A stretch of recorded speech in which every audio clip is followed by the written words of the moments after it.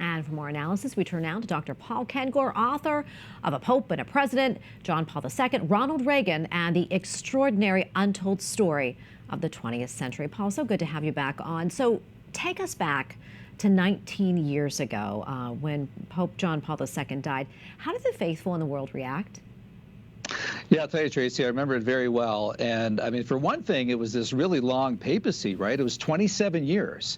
And that made him the longest, third longest serving pope ever, behind only Peter and Pope Pius IX, who was 1846, 1878, 32 years.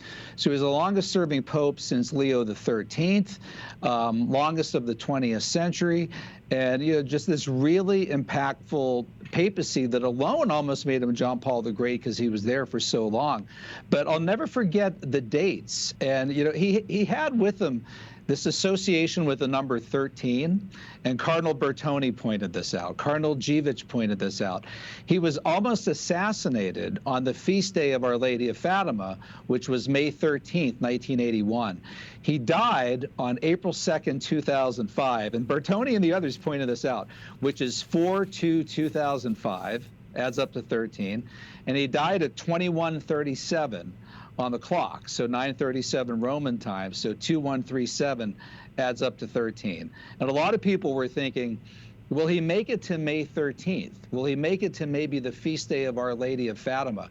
But ironically, he dies of all the dates that he could die on the vigil of the eve of Divine Mercy Sunday, which was just so perfectly fitting, because he was the Pope who canonized Saint Faustina. She was the first saint of the new millennium. She was Polish, just like him. She died in 1938, a year before World War II, which started in Poland. So for him to die on the eve of Divine Mercy at 21:37 p.m., 4/2/2005. Just so many neat numbers that were associated with his death. Yeah, it's really incredible, and something I really never even thought about before. And his funeral at the Vatican, Paul, as you know, was one of the largest gatherings of diplomats and world leaders in human history. Take us back to that day. What was that scene like? Yeah, millions of people came, and they buried him in this very simple wooden casket that had a Marian cross on it. He was the totus tuus Pope, right? Totally yours, Mary, through Jesus. And again, he believed, looking back at when he was almost assassinated, May 13th, 1981, feast day of Our Lady of Fatima, May 13th, 1917, and he said 2/13ths of May, 2/13ths of May, and he believed that the hand of the Blessed Mother. He said one hand fired the bullet, another deflected it. And at that moment that he went down, and the later Cardinal Givich, who's just a priest at that point, is holding him, and he's saying, Holy Mary, Mother of God, Holy Mary, Blessed Mother, intercede for me, intercede for me.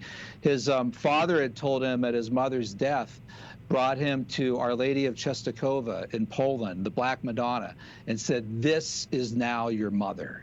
This is now your mother.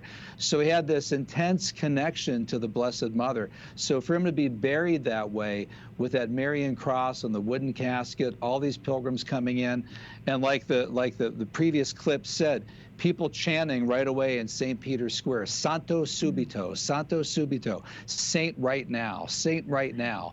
And it wasn't very long before he was canonized. Wow. We don't have a whole lot of time left. We could talk about this forever, but quickly, Paul, where were you? Do you remember that time where you were when you heard that he had died, and also your reflections on him? It was profound to me, Tracy, because I'm a convert. I mean, actually, I'm a revert. That's kind of a longer story. But I came into the church that April of 2005. And no figure influenced me more in that than John Paul II.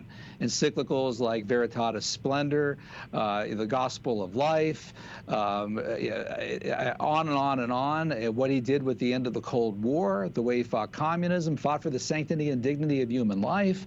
And so for me, for him to die right at that same time I was coming into the church, it really hit me profoundly on a personal level. Yeah, indeed, and many of us as well. Paul, thank you so much for coming on today and speaking with us about it. Always appreciate it. God bless you, my friend. Thanks, Tracy. Same to you.